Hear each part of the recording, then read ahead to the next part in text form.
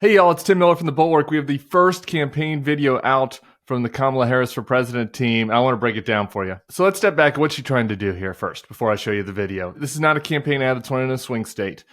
This is a video about motivating and galvanizing supporters. And it's a video about gathering excitement, getting people to sign up, getting people to volunteer, to donate. Also, most importantly, is about how she wants to frame up this race, frame up the choice between her and Donald Trump. And I think on that last point is where it's the most interesting. So let's watch it together, and I'll pull out the key points on the back end.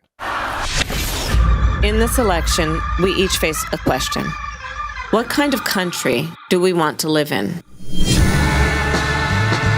There are some people who think we should be a country of chaos, of fear, of hate. But us, we choose something different. We choose freedom. Freedom, freedom, I can't move. Freedom, cut me loose. Yeah. Freedom, freedom, where are you? 'Cause I need freedom too. The freedom not just to get by, but get ahead. The freedom to be safe from gun violence. The freedom to make decisions about your own body. We choose a future where no child lives in poverty, where we can all afford health care, where no one is above the law. We believe in the promise of America, and we're ready to fight for it. Because when we fight, we win. So join us. Go to KamalaHarris.com and let's get to work. I'ma keep on running 'cause the winner don't quit on themselves.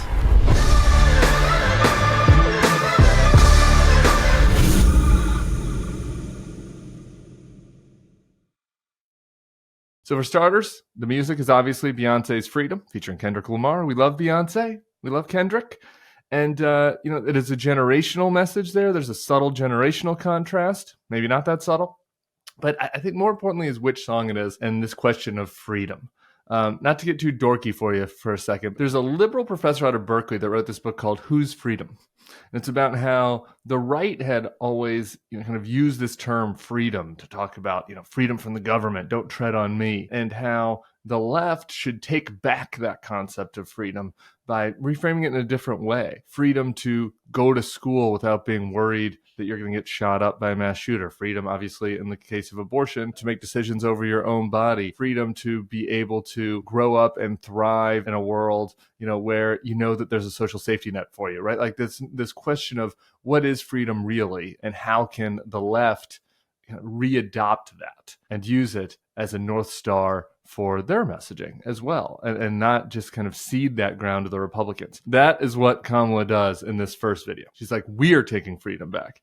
It is Donald Trump that doesn't believe in these core American principles. It's Donald Trump that doesn't believe in democracy. It's Donald Trump that doesn't believe in the rule of law. It's Donald Trump that wants a bunch of old white men determining what women can do with their own bodies. That is powerful. I think that is something that could speak to some of the Bulwark type people, some of the former Republicans. I think it could speak to particularly women, both college educated women in the suburbs, but also working class women. Joe Biden was not doing as well as he could have with working class white women, with Hispanic women. I think this resonates with them, right? This notion of, no, let's take our own freedom back for ourselves. You also notice in the video just how forward-oriented it is, how future-oriented it is. We're not going back, right? And that is, again, a contrast that is implicit in the music.